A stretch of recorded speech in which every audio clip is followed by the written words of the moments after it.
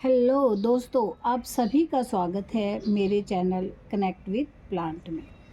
तो दोस्तों, आज हम बात करने वाले हैं कि जो बोगनवेलिया की हमने हार्ड कटिंग की थी, हार्ड प्रूनिंग, हार्ड कटिंग कुछ भी आप कह सकते हैं, वो मैंने की थी 19 जुलाई को और आज है 30 जुलाई।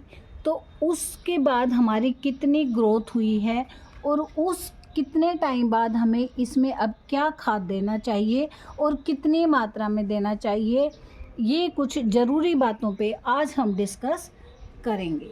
अब आप देखिए, ये वाले प्लांट देखिए, मैंने 19 जुलाई को इनकी कटिंग की थी, आपसे शेयर की थी लॉन्ग वीडियो में। अब आप इनकी ग्रोथ देखिए, कितनी ज़बरदस्त ग्रोथ इसकी हो रही है। और अब हमें बोगनवेलिया में ग्रोथ ही लेनी है, क्योंकि 15-20 अगस्त के बाद हमें ये फ्लावरिंग देने लग जाएगा। और अभी भी ये इसकी ग्रोथ अच्छी हो गई है, तो अब भी ये हमें फ्लावरिंग देगा।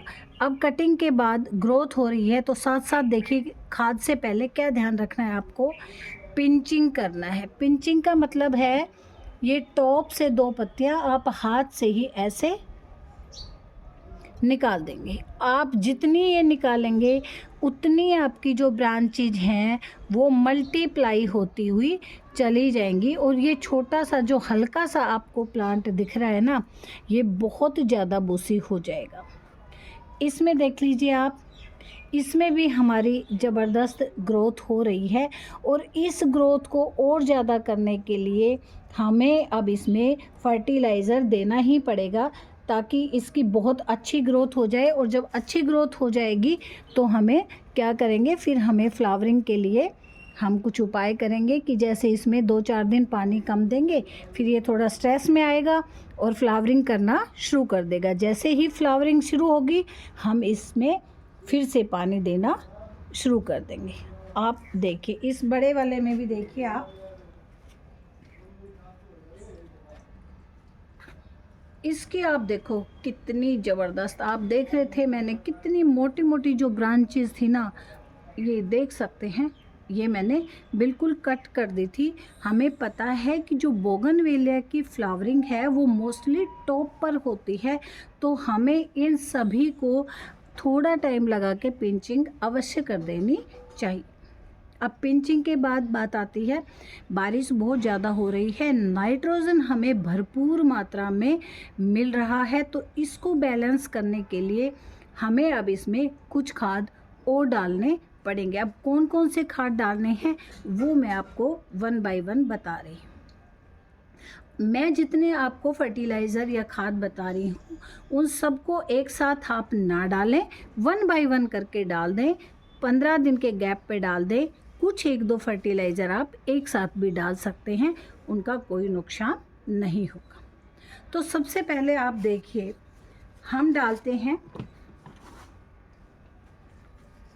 जो हमारी है, ये गोबर की खाद है।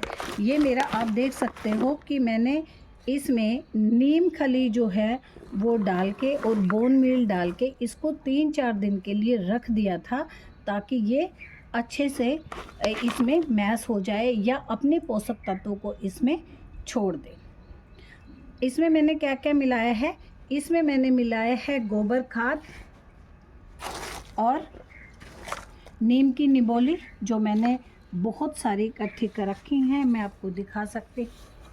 ये देखिए, मैंने पहले भी मेरी लॉन्ग वीडियो में शेयर की है कि मैंने लगभग 50 किलो के आसपास नीम की निबोली इकट्ठी कर ली है, मुझे साल भर बहुत हैं। ये मेरी गोबर की खाद, निबोली और बोन मील, इन तीनों को मैं एक साथ दे रही हूँ। इसमें इन तीनों को मैंने अच्छे से तैयार कर लिया है। जो ये गोबर वाली खाद है ना, ये क्यों दे रहे हैं, क्योंकि ये स्लो रिलीज़ होती है, धीरे धीरे अपने पोषक तत्वों को इसमें छोड़ती है। और जो हमारी निबोली है, ये बारिश का मौसम है तो इसे फंगस से बचाते हैं। और जो बोन मील मैंने इसमें मिलाया है, उसमें फास्फोरस और कैल्शियम है, जो कि अब हमारे पौधों के लिए ज़रूरी है, ग्रोथ भी देगा और आगे फ्लावरिंग में भी मदद करेगा। दूसरा जो हम फर्टिलाइज़र लेंगे, आप देखिए, ये है सरसों खल। आप इसे पीस कर भी डाल सकते हैं, लेकिन अब जो टाइम है ना वो बारिश का है, तो आप इसे इस तरह से भिगो लीजिए। पानी की बाल्टी लीजिए और इसे 24 घंटे के लिए या 48 घंटे के लिए भिगो दीजिए। ये थोड़े टाइम में बिल्कुल मेल्ट हो जाएगी। आप इसे हिलाते रहिए। 24 घंटे के बाद आप इसे अगले 24 घंटे में ही यूज़ कर लीजिएगा, नहीं तो बारिश का मौसम है, इसमें फंगस हो जाएगी। आप इसे पीस कर भी डाल सकते हैं, लेकिन बारिश के मौसम में नहीं। जब आपकी बारिश चली जाए तो आप इसे पीस कर भी 1 चम्मच डाल सकते हैं। अब आप देखिए खाद हमें देना कैसे है। ये मेरा पेड़ है, मैंने इसके आसपास, मतलब जो आपका तना है ना, तने से थोड़ी दूरी पर, जितने दूर आपका है उससे आप थोड़ा खोद लेंगे और फिर खाद को ऐसे बहुत सावधानी से दोनों तरफ डालेंगे। अब आपका सवाल होगा कि ऐसा क्यों, क्या हम पूरे गमले में डाल दें तो क्या हो जाएगा?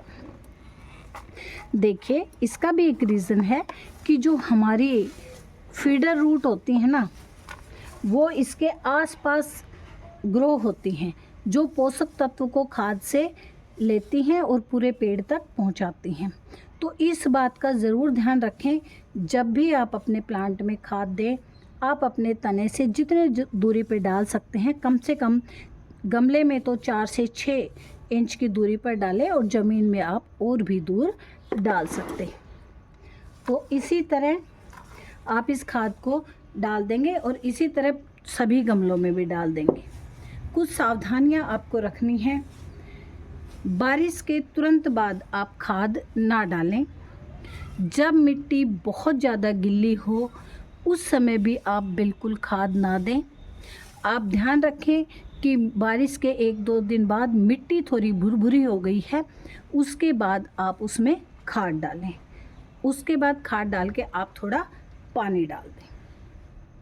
तो इस प्रकार आप ध्यान रखेंगे कि कैसे हम अपने पौधों में खाद दें, कब दें और कौन सा दें। अब हमें स्लो रिलीज़ खाद देना है क्योंकि नाइट्रोजन हमें भरपूर मात्रा में मिल रहा है। तो आप देखिए इस तरह से आप अपने सारे गमलों में खाद डाल देंगे। एक में तो आप देखिए फ्लावरिंग भी अच्छे से हो रही है। तो इस तरह यदि आप अपने बोगनवेलिया का ध्यान रखेंगे तो आपकी बोगनवेलिया बहुत अच्छी फ्लावरिंग करेगी। इसको अच्छी शेप देते रहिए। शेप देने का ये परफेक्ट टाइम है। जितनी आप प्रूनिंग करेंगे, पिंचिंग करेंगे, उतनी ही आपकी बोगनवेलिया अब बूसी होती जाएगी और शेप लेती जाएगी। ये जो हमारा मस्टर्ड केक है, इसे आप पानी में भिगोकर ही यूज़ करिए और मैं इसको कम से कम 7-8 दिन बाद यूज़ करूँगी क्योंकि एक खाद मैंने दे दिया है। तो दोस्तों यदि पसंद आया हो तो प्लीज़ लाइक करिएगा, सब्सक्राइब करिएगा एंड शेयर करिएगा।